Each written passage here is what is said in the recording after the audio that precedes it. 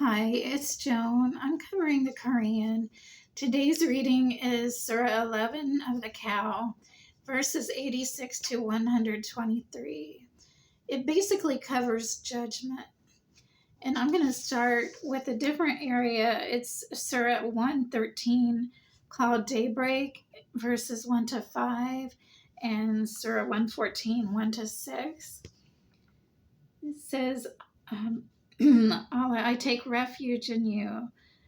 You're the Lord of daybreak, from the evil of what has been created, from the evil of darkness as it gathers, from those that practice fortune telling, from the envious. I seek refuge with the true Lord of mankind, from the evil of a sneaky whisperer into the hearts of people, and from jinn, an intelligent spirit, and whatever is among people. This section mostly covered about 10 statements. It said that whatever Allah leaves you is best for you. It talks about hostility, not to let it lead you into suffering. That Allah is both merciful and loving. Also, as far as lying, you're free to make decisions. God gave you that right.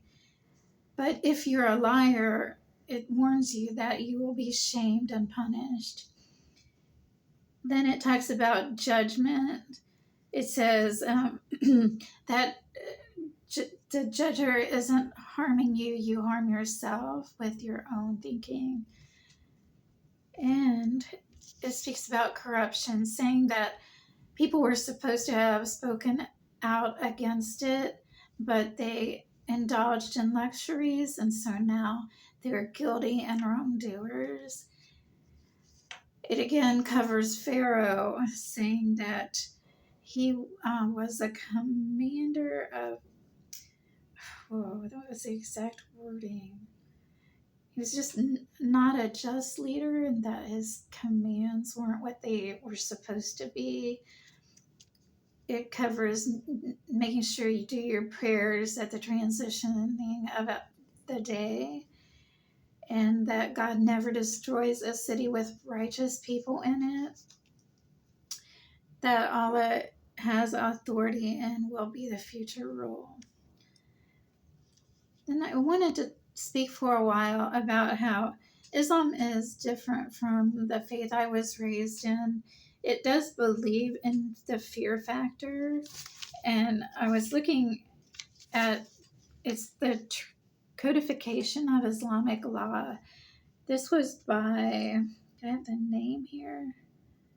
Oh boy, it was Abdul Alim Siddiqui, I believe. But it said that true followers fear God in the information. And I thought, well, there's kind of something to it, because whenever there are rules, as any building you enter, I know that even for myself, I found it that if there wasn't a punishment, I thought someone would just forgive me.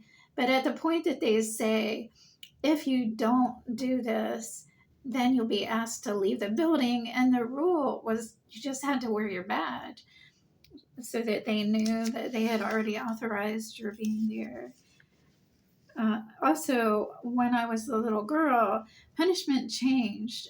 It was more corporal. In school, they used it was the equivalent of a boat or some form of paddle to spank elementary kids. But it was a really well-run school. It was quiet, orderly. Respect was shown to each other and to the teachers, to the principal. It was clean. And then as I aged, even with daycare, I went to kindercare, and they told me one day that I wasn't to spank my daughter, which was a practice I always had.